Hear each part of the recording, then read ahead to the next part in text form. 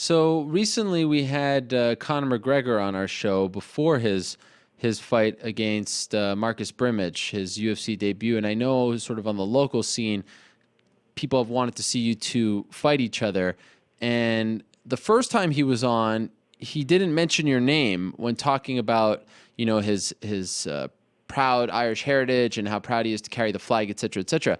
But then the next time after he was on. After his fight against Marcus Brimage, he was on our show, and we did talk about you. I want to play you what he said and then get your response, okay? Yeah. All right, here's Conor McGregor talking about Norman Parke on a recent edition of the MMA Hour.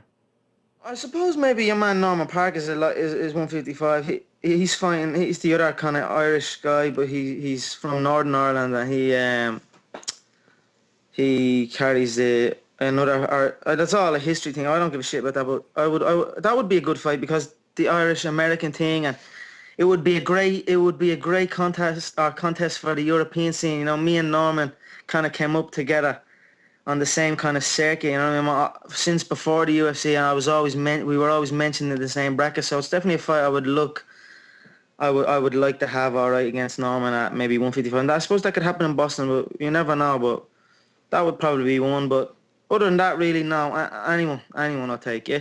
I get the sense that you don't like Norman because last time you were saying there are people who hold the flag or different flags, and a lot of your fans in Ireland thought that was a shot at Norman. Do you not like this guy? Yeah.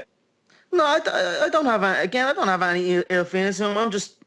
It's one of those things, you know. It's a fight that makes sense. You know, we came up the same way, and I think I do him in half a minute. I would, you know what I mean. So I don't have any ill feelings towards the guy. You know what I mean. He's from Northern Ireland and carries his flag. I'm from Ireland and I carry the tricolour. You know what I mean. But it's like what I would have a thing with is, you know, I'm from where I'm from, yeah.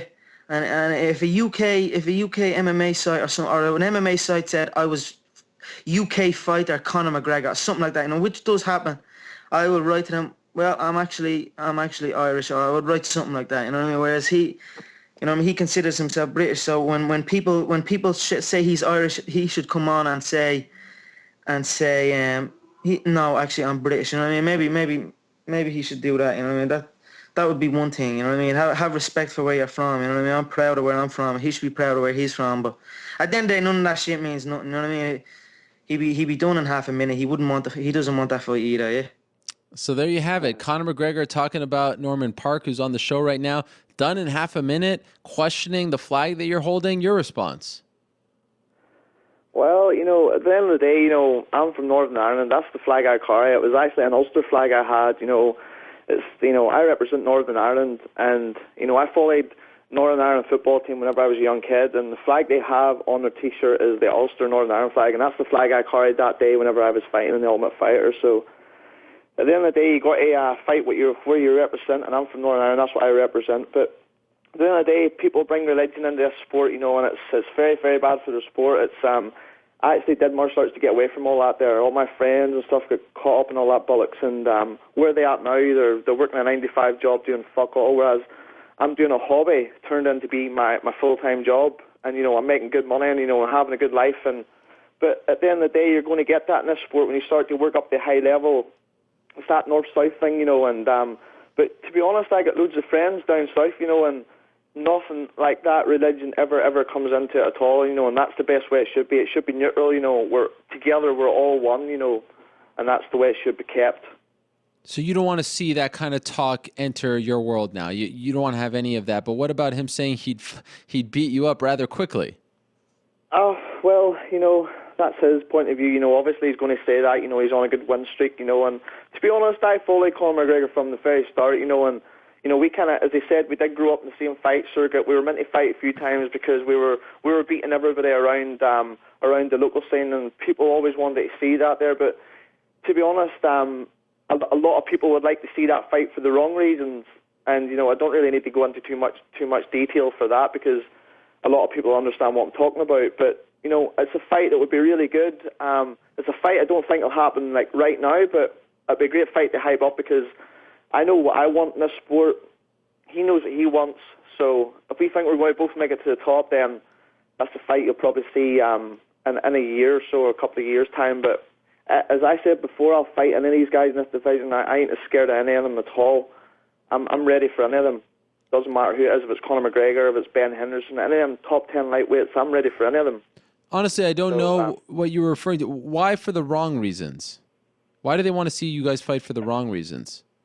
Well, it's because I'm from the north. It's kind of like, in America, you got that East Coast, West Coast thing, and it's from, same from Northern Ireland and the Southern Ireland, you got that, it's that religious type of thing, that's what's coming into play with a lot of people, because I got a lot of tweets on Twitter, people saying, oh, this British scumbag, this fucking Northern Irish scumbagness here, and I don't really bite into all that stuff, because that don't interest me at all. I started martial arts to get away from all that. I grew up, from where I'm from, I grew up in all that bollocks, and as I said before, that it leads you to life of nowhere, and I'm a happy man right now, and I got a good direction in life, and martial arts gave me that there, and but I'm not going to be fighting Conor just for the sake of a lot of people. What they'd like to see it as just the northern guy feed the southern guy. I'd like to see us fight for the sake two good martial artists going at it, both chasing the dream, both looking to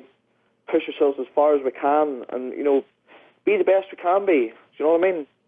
Absolutely, and I respect that, and I respect the fact that you don't want to see that political stuff enter. Exactly, it's going to ruin the sport. That'll ruin the sport. You're always going to get. You even see it in golf, right? There's what's that guy, Rory McIlroy.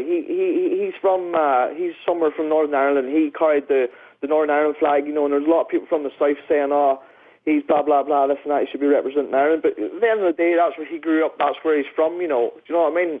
And you're always going to get some controversial stuff about that there, but it should be all left aside, and just watch two good people go at it, and that's about it. Religious views should never be brought into this sport at all, because it's just going to ruin it. Very well said. It doesn't set a good example for the young kids watching it as well. Do you know what I mean?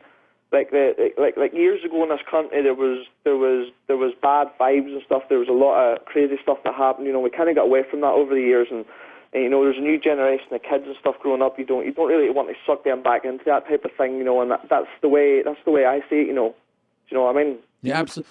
How is it now for us here in the U.S., or if you're listening anywhere outside of that region of the world? How is it now? Is it? Yeah, are you okay? Is it comfortable living there? Way back in the 1980s, 1970s, there was a lot of crazy stuff that happened. So there was, and I don't really like to talk about it too much, but I thought I would just put it out there, and I was kind of a young kid when it all started off, and I kind of looked into the history, and what happened and stuff, but it's just a crazy old thing. But now it's really, really calmed down now. But you'll always get the few thugs from certain parts of the country that'll try and start that back up again. But that's just thugs trying to make a name for themselves. But I'm not interested in it at all. I'm just interested in me I'm a neutral fighter. Just at the end of the day, I'm getting in there being a professional martial artist, and if I end up fighting Conor, I'll be fighting Conor just for two martial artists going at it.